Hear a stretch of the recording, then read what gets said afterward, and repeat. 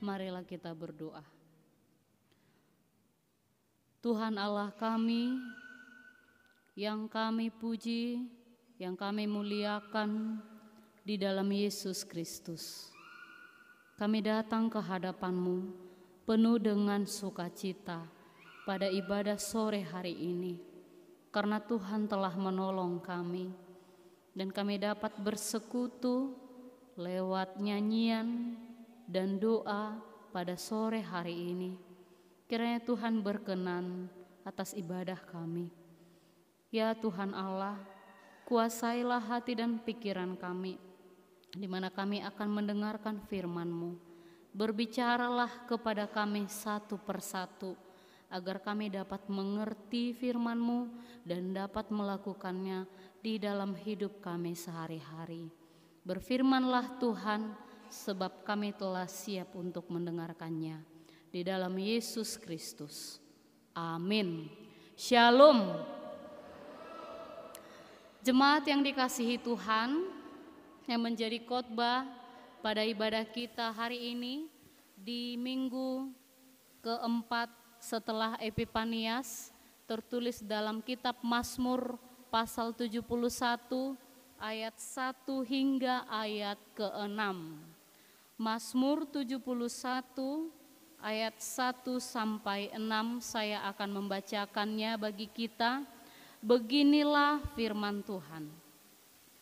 Padamu ya Tuhan aku berlindung. Janganlah sekali-kali aku mendapat malu. Lepaskanlah aku dan luputkanlah aku oleh karena keadilan-Mu. Sendengkanlah telingamu kepadaku dan selamatkanlah aku. Jadilah bagiku gunung batu, tempat berteduh, kubu pertahanan untuk menyelamatkan aku. Sebab Engkaulah bukit batuku dan pertahananku. Ya Allahku, luputkanlah aku dari tangan orang fasik, dari cengkeraman orang-orang lalim dan kejam. Sebab Engkaulah harapanku ya Tuhan, kepercayaanku sejak masa muda ya Allah. Kepadamulah aku bertopang mulai dari kandungan. Engkau telah mengeluarkan aku dari perut ibuku. Engkau yang selalu kupuji-puji. Demikianlah pembacaan firman Tuhan. Bapak Ibu, jemaat yang dikasihi Tuhan, pernahkah engkau merasa takut atau khawatir dalam hidupmu secara pribadi lepas pribadi? Kalau kita membaca berita atau buku tentang psikologi manusia dari rentang usia anak-anak, remaja atau pemuda, atau yang sudah orang tua, bahkan hingga lanjut usia, segala usia tadi punya kekhawatirannya atau ketakutannya sendiri. Misalnya anak-anak takut ditinggal orang tuanya. Anak remaja akan takut tidak punya kawan. Pemuda yang sudah berusia 25 tahun hingga 30 tahun akan merasa khawatir bila dia belum memiliki pekerjaan yang tetap. Orang tua yang berusia 45 hingga 60 tahun mungkin akan memiliki kekhawatiran apakah dia mampu menyekolahkan anak-anaknya dengan baik atau tidak. Apakah orang tua bisa memberikan warisan bagi anak-anak atau tidak. Di usia lanjut ada juga sebuah ketakutan yang melanda orang atau manusia pada umumnya, yaitu merasa takut dengan kesendirian. Orang tua tidak suka hidup sendiri. Itu sebabnya kalau kita bertemu dengan seorang yang sudah usia lanjut, atau katakanlah opung kita, ya, yang sudah berusia 60 atau 70 tahun ke atas, Orang itu akan senang bercerita dan maunya bercerita panjang lebar terhadap kita, menceritakan masa-masa mudanya, menceritakan anak-anaknya, menceritakan bagaimana kehidupan yang sudah dilaluinya, hingga berjam-jam mungkin ia akan asik bercerita. Orang tua yang sudah lanjut usia akan senang memiliki teman bercerita. Ada sebuah kecenderungan dalam kehidupan manusia, yaitu membutuhkan tempat dan rasa aman, membutuhkan perlindungan. Sebagaimana pemazmur dalam kitab ini, Mazmur 71 ayat 1 sampai 6, dia menceritakan bahwa pemazmur sedang merindukan kehadiran Tuhan di tengah-tengah kehidupannya. Mengapa pemazmur menyampaikan doa meminta perlindungan pada masa tuanya? Kalau kita melihat teks ini, ternyata ada yang sedang mengancam kehidupan pemazmur. Penafsir berkata, dalam kondisi pemazmur sedang ada ancaman yang datang kepadanya, yaitu Raja Daud yang mengalami ancaman dari anaknya sendiri, Absalom, yang berusaha menggulingkan kekuasaan ayahnya Daud dengan persepakatan gelap, upaya kudeta, hingga Daud harus menyingkir atau melarikan diri. Kita dapat baca dalam 2 Samuel pasal 15 ayat 1 hingga ayat yang ke-37. Selain daripada itu, ternyata sebelum-sebelumnya Raja Daud dalam kehidupannya sangat sering menghadapi pergumulan. Apakah ketika ia masih menjadi pemimpin bagi bangsa Israel, ada banyak ancaman yang ia terima dari orang-orang yang membencinya, dari musuh-musuhnya, seperti dari Raja Saul, Goliat si tentara Filistin, dan masih banyak lagi.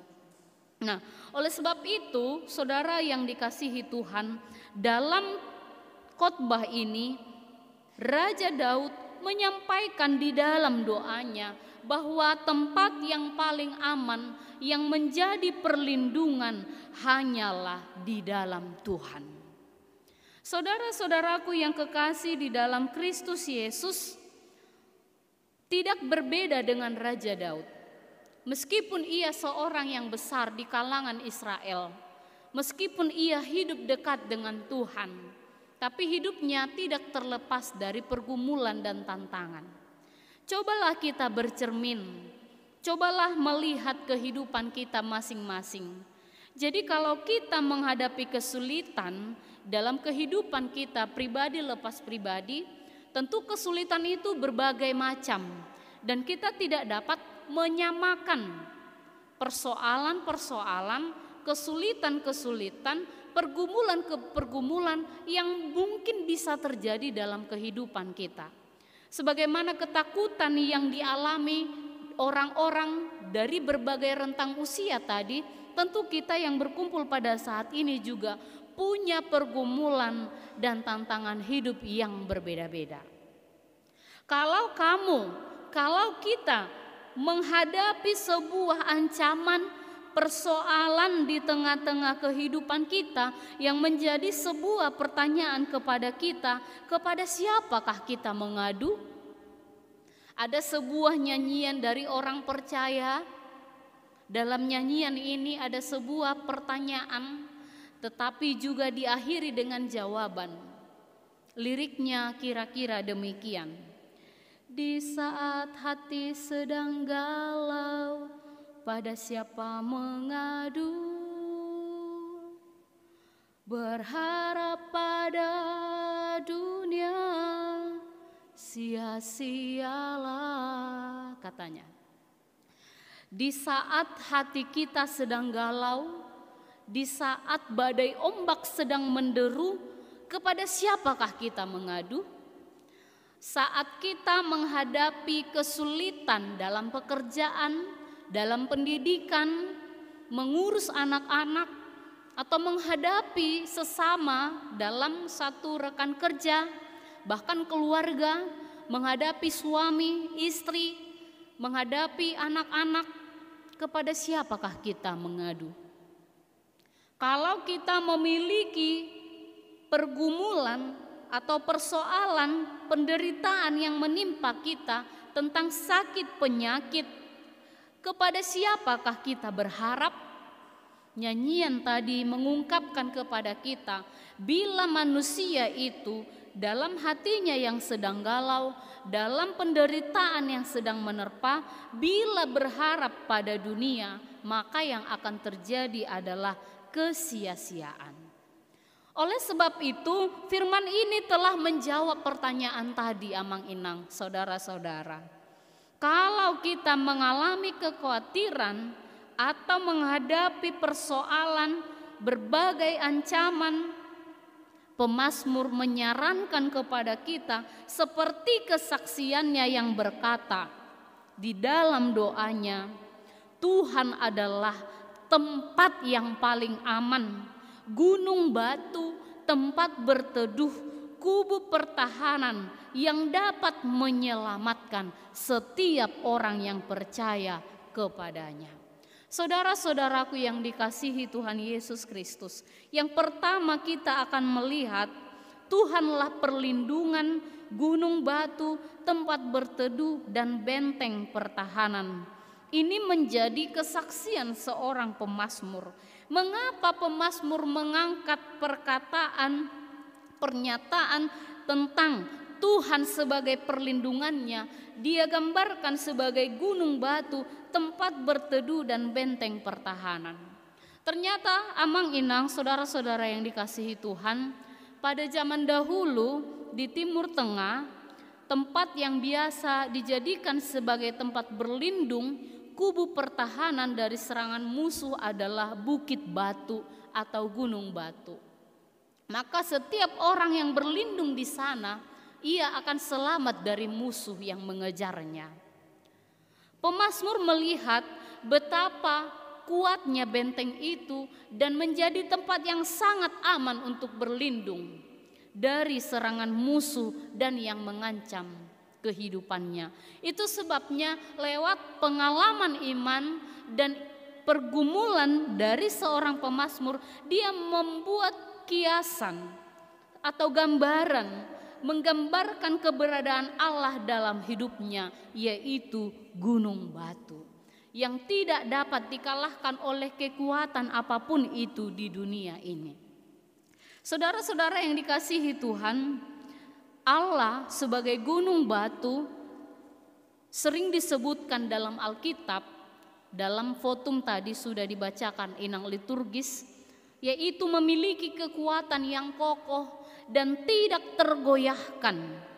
Di saat badai pasir bisa sangat berbahaya, tapi gunung batu menjadi satu-satunya tempat perlindungan karena dapat memberikan naungan dari angin kencang dan pasir yang berterbangan. Terus yang kedua, Allah sebagai tempat berteduh, menjelaskan di mana seseorang itu akan mendapat kelegaan dan keteguhan. Kelegaan dan keteduhan, tempat berteduh. Oleh sebab itu, tidak ada tempat yang lain di dunia ini yang dapat kita andalkan, untuk kita andalkan sebagai tempat yang paling aman dan nyaman, yang memberikan kita kelegaan dan keteduhan selain Allah sendiri. Allah sebagai benteng pertahanan di dalam Alkitab seringkali digambarkan karena dalam kehidupan di dalam Alkitab Perjanjian Lama sering sekali terjadi peperangan. Sehingga ketika gerbang kota itu ditutup dengan rapat sekencang-kencangnya, maka bangsa akan terbebas dari yang memerangi mereka. Jemaat yang dikasihi Tuhan Yesus Kristus, selanjutnya yang menjadi sebuah pertanyaan bagi kita, kalau pemazmur menyebutkan tempat yang paling aman, tempat yang paling menjamin kehidupan kita adalah Tuhan sendiri.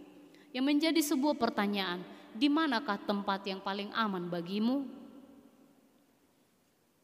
Adakah di antara kita ia lebih nyaman bercerita dengan orang lain ketimbang dengan mamanya sendiri atau orang tuanya sendiri?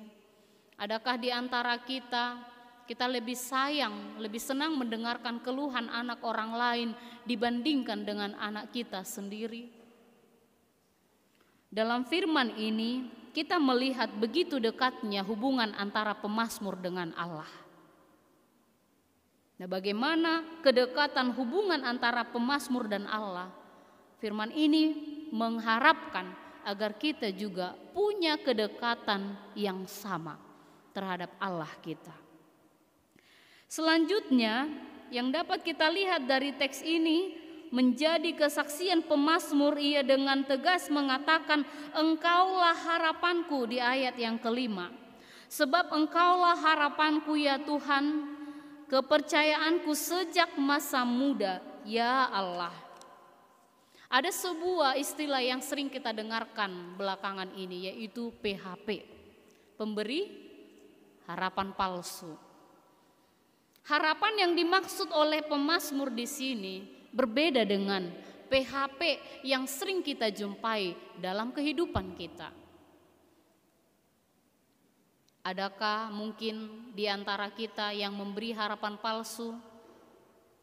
Misalnya untuk anak-anak, besok mama belikan ya, katanya. Rupa-rupanya mamanya pura-pura lupa. Mama lupa membeli janji mama yang semalam. Terus ada lagi yang berjanji di awal tahun pukul 00 waktu mandok hata. Nih, yang para remaja atau remaja Naposo Bulung berjanji sama orang tuanya. Ma, aku berjanji, swear, aku tidak main handphone lagi, aku rajin bantu-bantu mama. Kalau mama manggil, aku cepat-cepat datang. Tapi realitanya mungkin kita sudah sama-sama tahu. Karena saya lihat dari depan banyak yang tersenyum.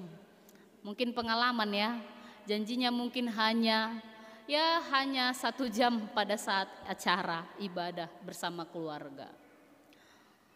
Kita sering memberikan sebuah janji yang kadang kita juga lupa apa yang kita janjikan. Ya. Itu berbeda dengan apa yang disampaikan oleh pemazmur di sini. Kalau pemazmur mengungkapkan iman percayanya bahwa Tuhanlah yang menjadi harapannya, karena Tuhanlah yang dapat menjamin hidup kita. Tidak ada janjinya yang tidak ia genapi. Bahkan yang paling berharga sekali yang tidak kita dapat temukan di dunia ini, keselamatan dalam Yesus Kristus digenapi. Keselamatan yang luar biasa secara universal itu Allah genapi dalam diri Yesus Kristus. Allah tidak pernah berbohong. Ia selalu menggenapi janjinya demi damai sejahtera, keselamatan bagi kita semua, keselamatan bagi seluruh ciptaannya. Itu sebabnya pemazmur berani berkata, harapanku itu pada Tuhan. Aku bergantung pada Tuhan. Nah, jadi dia tidak mengandalkan kekuatannya. Dia tidak mengandalkan dia sebagai raja. Dia tidak mengandalkan ketenarannya, hasangaponna. Tapi dia seutuhnya mengandalkan Tuhan. Berharap pada Tuhan saja. Karena Tuhanlah yang punya sifat kekal, abadi dan sampai selama-lamanya. Ini mengajak kita Amang Inang, janganlah berharap pada dunia yang sia-sia itu. Tapi berharaplah pada Tuhan dalam setiap kesesakanmu, dalam setiap pergumulan-pergumulan yang kamu hadapi. Kita punya pergumulan yang berbeda, tapi kita punya Tuhan, satu Tuhan yang mampu menjawab semua persoalan hidup kita. Dia sungguh luar biasa. Itulah yang patut kita imani, yang patut kita banggakan, yang patut kita andalkan di sepanjang kehidupan kita. Tuhan akan menolong, Tuhan akan melindungi, dan Tuhan pasti memelihara hidup orang yang percaya kepadanya. Oleh sebab itu jangan meragukan kehadiran Allah di tengah-tengah kehidupan kita. Jangan meragukannya. Pemazmur mau katakan, jangan meragukan dalam kesulitan yang kita hadapi, dalam pergumulan yang kita hadapi, dalam penderitaan yang kita hadapi. Mari kita meneladani pemazmur. Dia berdoa meminta perlindungan kepada Tuhan. Apa yang kita lakukan saat bergumul? Apakah kita langsung menutup diri, tidak berkomunikasi dengan orang-orang, atau menulis di sosmed, memosting sesuatu hal tentang perasaan kita? Tapi pemazmur di sini, dalam ancaman yang sedang mengancam dia, dalam penderitaan, dalam kesesakannya, dia berdoa meminta perlindungan kepada Tuhan. Oleh sebab itu, kita mungkin bisa meneladani apa yang disampaikan oleh pemazmur. Datang kepada Tuhan setiap waktu, setiap saat, setelah bangun tidur, dan ketika kita ingin tidur kembali. Seperti onta yang setiap hari dia datang kepada tuannya, dia menundukkan badannya, dan Tuhan meletakkan beban di punggungnya. Ia membawanya seharian, dan pada sore hari dia kembali kepada tuannya. Lalu tuannya mengambil beban dari pundaknya. Ia pun beristirahat. Mungkin kita perlu belajar dari seekor onta itu. Dalam hidup kita tidak bisa mengandalkan kekuatan sendiri, tapi kita harus mengandalkan Tuhan yang mampu, dan hanya Dialah yang menjamin kehidupan kita pribadi lepas pribadi. Oleh sebab itu amang inang, jika pergumulan terjadi dalam hidup kita, saat hati kita sedang galau, saat pergumulan datang, ingatlah pemazmur. Datanglah kepada Tuhan dalam doa dan harapan. Ia pasti akan menolong kita. Amin. Kita berdoa.